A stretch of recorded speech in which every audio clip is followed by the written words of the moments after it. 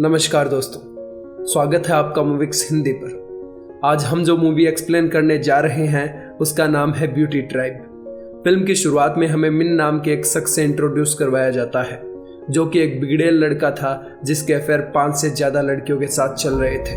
उसी टाइम वो अपनी एक गर्लफ्रेंड को बताता है कि मैं तुझसे बहुत प्यार करता हूँ। उसकी चिकनी चुपड़ी बातों के कारण वो लड़की उसके ऊपर फिदा हो जाती है। मिन सभी लड़कियों को इसी तरह अपनी मीठी मीठी बातों के जाल में फंसाया करता। उसी टाइम उसकी दूसरी गर्लफ्रेंड का कॉल आता है, पर जनाब ऐसी परिस्थितियों से निपटना अच्छे तरीके से जानते थे। घबराने की बजाय मिन कहता है कि वो अपनी दादी से बात कर रहा है और दोनों को बेवकूफ़ बना देता है। फ़ोन रखने के बाद वो अपनी गर्लफ्रेंड के साथ फिर से लग जाता है। थोड़ी देर बाद मिन उस लड़की से बोर हो जाता है। वो कहता है कि मुझे कोई काम है। लड़की से मिन कुछ पैसे लेता है और किसी दूसरे शिकार की तरफ निकल पड़ता है। दूसरी लड़की के घर पहुंचते पहुंचते अंधेरा हो जाता है। वो दरवाज़ा खटखटाता है पर कोई रिप्लाई नहीं आता। थोड़ी देर बाद दरवाज़ा अपने आप खुलता है। मिन अंदर आता है और इधर उधर देखता है। तभी उसके सामने एकदम सेक्सी बनकर उसकी गर्लफ्रेंड आती है। मिन को लगता है कि आज तो निकल पड़ी, आज तो कुछ अलग ही सवारी करने का मौका मिलेगा। तभी वो मिन के पास आती है और उसके ऊपर बेसबॉल बैट से हमला कर देती है। सीन बदलता है। मिन अपनी आंखें खोलता है तो देखता है कि वो किसी सुनसान रेगिस्तान में है और उसके कपड़े भी गायब है। वो अपना फ़ोन ढूंढता है पर उसे अपनी जेब में कुछ फोटोज मिलती है। यहाँ पता चलता है कि उसकी सारी गर्लफ्रेंड्स एक दूसरे को जानती थी। थोड़े दिन पहले लंच के लिए वो सब एक रेस्टोरेंट में मिलती है। वो सब की सब कुछ दिन पहले ही अपने सपने के राजकुमार से मिली थी, पर यहाँ उनको पता चलता है कि उन सब का सपनों का राजकुमार एक ही है। लड़कियां ऐसे ही ये सब छोड़ने वाली नहीं थी, तो उन्होंने एक प्लान बनाया और मिन को सबक सिखाने की ठान ली।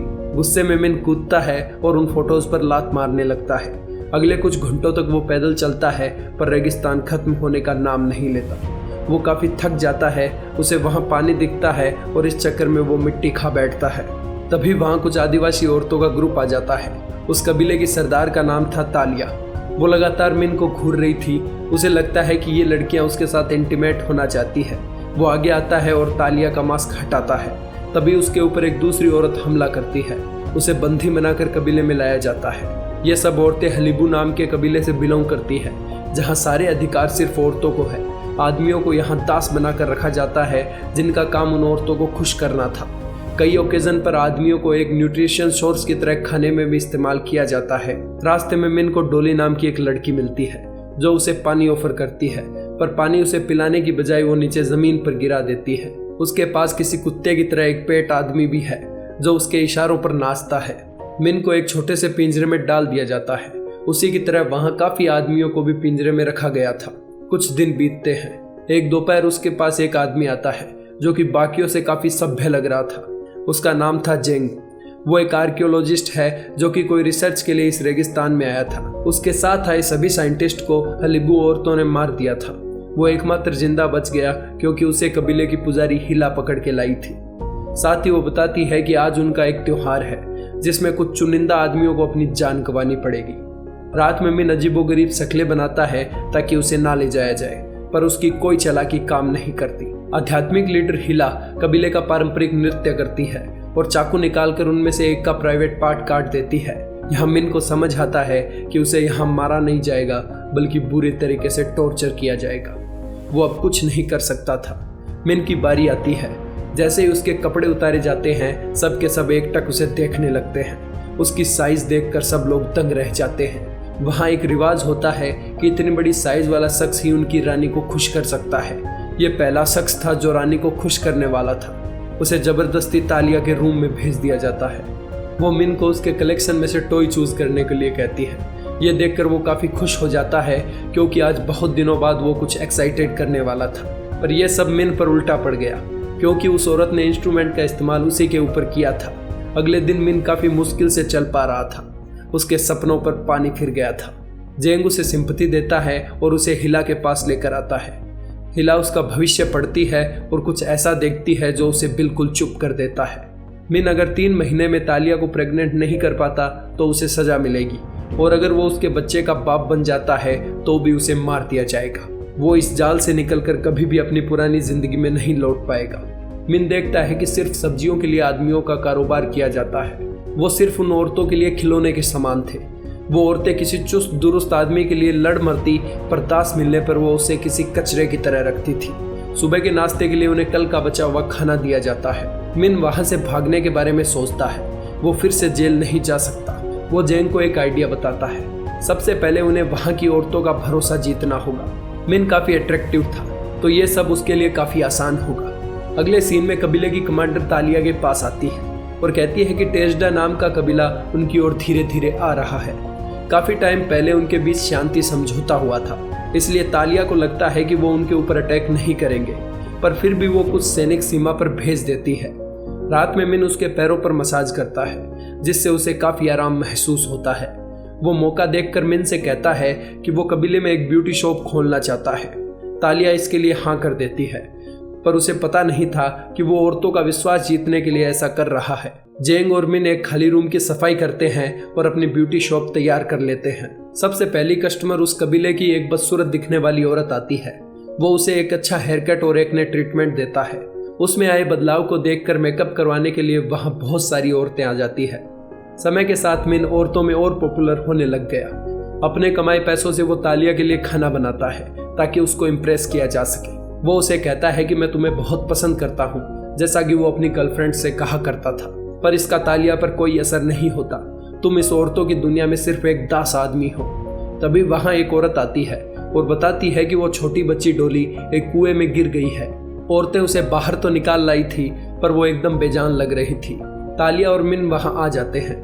कबीले वाले नहीं जानते थे कि बच्ची को कैसे बचाया जाए, पर मिन को इसके बारे में जानकारी थी। वो उसे उठाकर उल्टा लटकाता है, जिससे उल्टियों के जरिए उसके शरीर से पानी निकलने लगता है। मिन उसकी जान बचा लेता है। इसके बाद मिन उन सब की नज़रों में हीरो बन जाता है। तालिया उसे अपने पास सोने के लिए बुलाती है। अगले दिन मिन को औरतों द्वारा बहुत सम्मान मिलता है। ऐसा यहाँ पहले कोई भी मर्द के साथ नहीं हुआ था। अगले दिन काउंसिल में अचानक कमांडर आती है और कहती है कि दुश्मनों का कबीला उन पर हमला करने आ रहा है। तालिया और उसकी सेना उन्हें रोकने के लिए बॉर्डर की ओर बढ़ती है। वहीं दूसरी ओर टेजडा कस्बे का निर्दयी लीडर अपने ही फाइटर के बीच डेथ फाइट करवाता है। औरतों के कबीले में डोली के दास ने कुएं में जहर मिला दिया था। वो दुश्मन कबीले का एक जासूस था। वहीं जेंग और मिन प्लानिंग करते हैं कि जब औरतें लड़ाई में व्यस्त होगी तब वो वहां से भाग जाएंगे। अगले दिन तालिया और उसकी सेना मिन के साथ बॉर्डर की ओर बढ़ रहे होते हैं। तभी दुश्मन उन पर हमला कर देते हैं। उनमें से कुछ औरतें मारी जाती है और बची हुई औरतें वहां से भागने लगती है। मिन और तालिया एक गुफा में छिप जाते हैं और उन्हें पूरी रात यहीं बितानी थी। वो आपस में बातें करते हैं तो तालिया उसे कबीले के इतिहास के बारे में बताती है। वो बताती है कि सालों पहले हलीबू, टेजडा और 5 कबीले आपस में लड़ते रहते थे।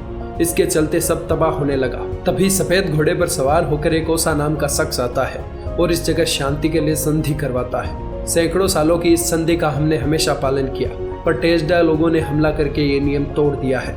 कहानी सुनाते हुए वो देखती है कि उसके पास तितलियां उड़ रही है। मिन कुछ लाइट जलाता है जिससे तालिया इंप्रेस हो जाती है। सुबह वो जब गांव की ओर लौटते हैं तो देखते हैं कि सब जगह लाशें पड़ी है और बहुत से लोग उस जहरीले पानी की वजह से बीमार हो गए हैं। जेंग मिन से पूछता है कि उनके भागने वाले प्लान को अवॉइड क्यों किया गया।